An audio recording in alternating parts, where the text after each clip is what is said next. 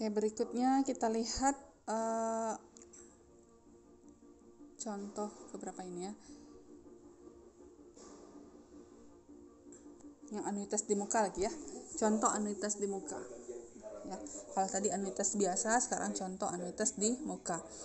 Di sini prinsipnya sama dengan anuitas biasa, tapi periode pembayarannya itu langsung di hari itu juga. Jadi kalau saudara lihat di sini, cicilan pertama itu langsung pada saat terjadinya transaksi transaksi utang tersebut ya. Kita lihat contoh soal.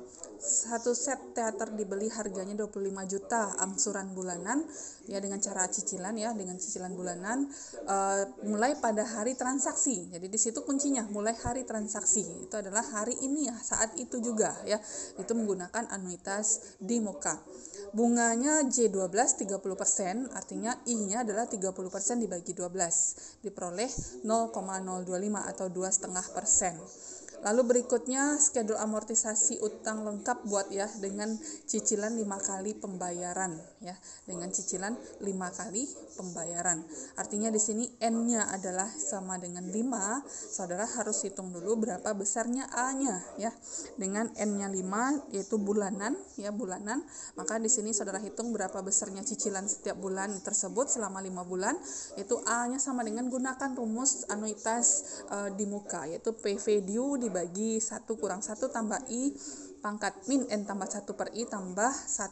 Nah itu hitung ya, saudara hitungnya caranya harus tahu ya, dihitung dulu yang dalam kurung yang paling kecil di bawah ini, 1 tambah 0,025, lalu pangkat min 5 tambah 1 berarti pangkat min 4, dapat hasilnya itu 1 dikurangi hasil yang hitungan tadi, lalu bagi dengan 0,025, hasilnya baru tambahkan dengan angka 1 ya. Hasil terakhirnya ini, nah 25 juta baru dibagikan dengan hasil terakhir yang tadi. Jadi jangan langsung di kalkulator itu tulisnya 25 juta bagi 1 kurang, ini jangan, pasti hasilnya akan salah ya. Jadi diperoleh di sini cicilannya setiap bulan 5.249.923,44. Nah, gimana cara membuat tabel amortisasi utang dengan anuitas di muka selama 5 kali cicilan ya. Di sini saya periodenya saya kasih periode 0 ya. Kenapa? Karena saya menandakan ini hanya sebagai amortisasi utang dengan anuitas di muka.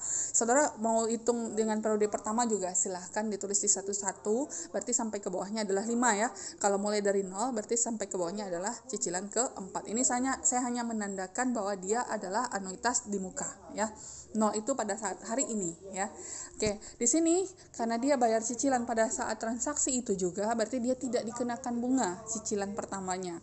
Maka 5.249 tersebut langsung masuk ke utang pokok ya. Di sini bunganya menjadi 0, amortisasi utangnya langsung 5.249 sekian.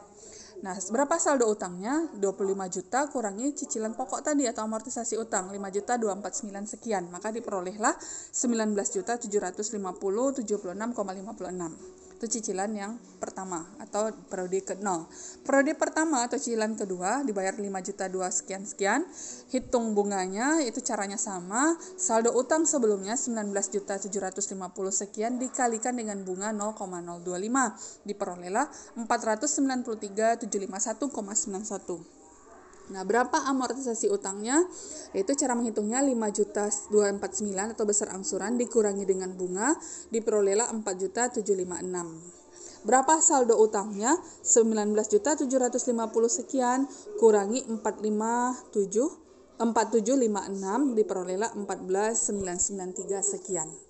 Begitu seterusnya sampai cicilan keempat ya. Cicilan keempat berarti bunga yang 128 ini kita peroleh dari saldo sebelumnya 5.121 sekian kali dengan bunga bulanan 0,025 diperoleh 128 ya.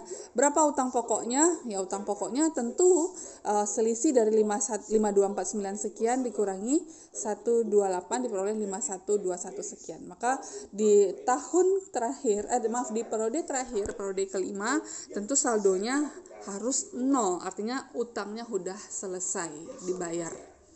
Ya, seperti itu. Jadi nggak sulit ya.